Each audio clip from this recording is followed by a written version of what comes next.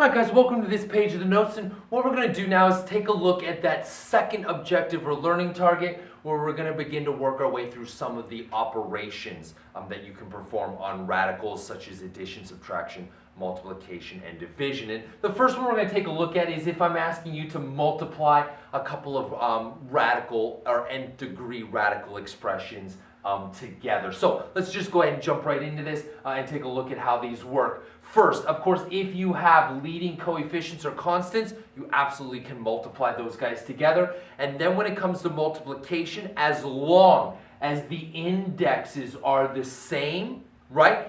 Everything under the radical symbol or the radicands can all be multiplied together as well. But that's only if the indexes are the same. If the indexes are not the same, then you can't put the radicands together, right? But the indexes are the same, so we can. So let's just go ahead and jump right into this first one here.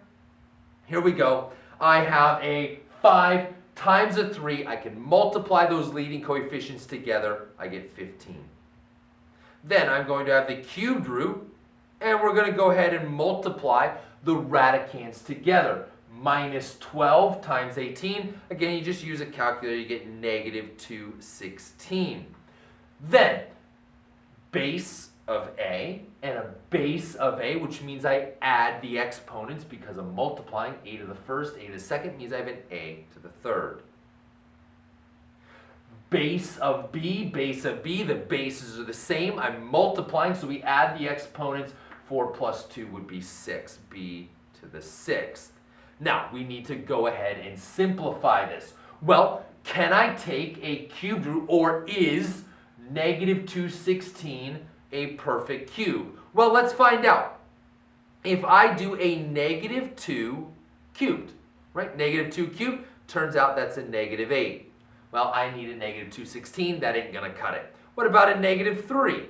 Well, a negative 3 cubed turns out to be a minus 27. And again, I need a negative 216, so that ain't going to cut it. What about a negative 4? Negative 4 cubed is going to be a negative 64. No good. Negative 5 cubed is going to be a minus 125. Still no good. Negative 6 cubed is going to be a negative 216. We got ourselves a winner. Again, the other way that you could do this is, remember, your calculator does have a cubed root function on it. If you have the TI-84 graphing calculator, you're going to go into the button that says Math on it. On the far left-hand side, it should be option number 4 is a cubed root. You just choose that option, plug 216 in as the radicand, take the cubed root of a negative 216, and your calculator will tell you negative 6. So that's what we get.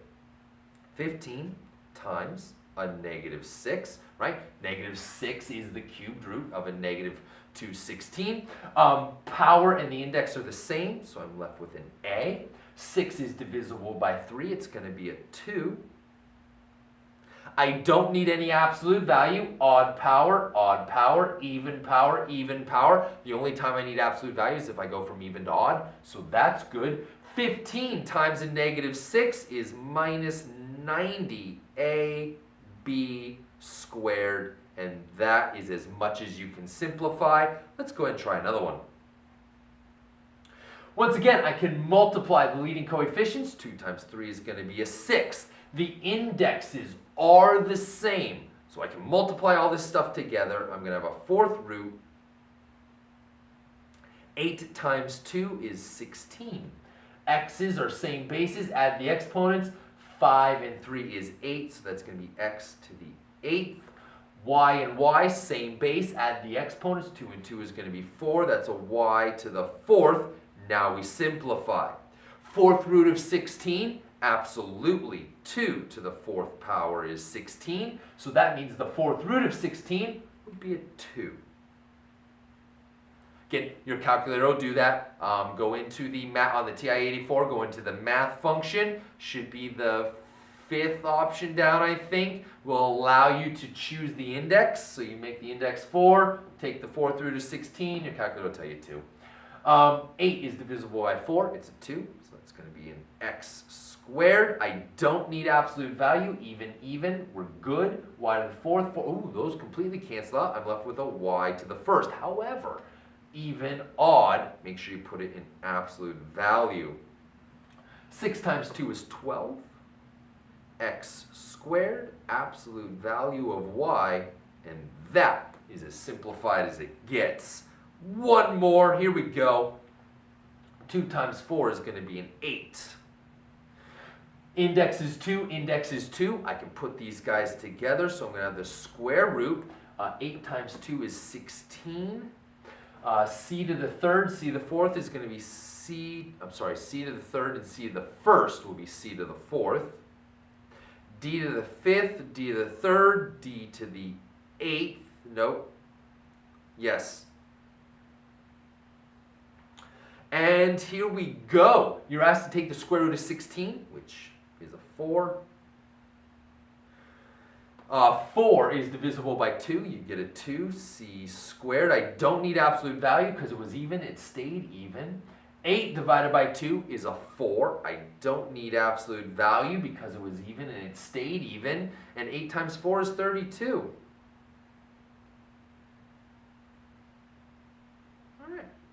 So, there you go. If you're ever asked to multiply together nth degree radical expressions, as long as the indexes are the same, you can multiply all that stuff together and then just simplify using many of the other techniques that we have seen before. Head on over to the next page of the notes and we'll take a look at what we're going to do if you're asked to add or subtract nth degree radical functions. So, I'll meet you guys over there.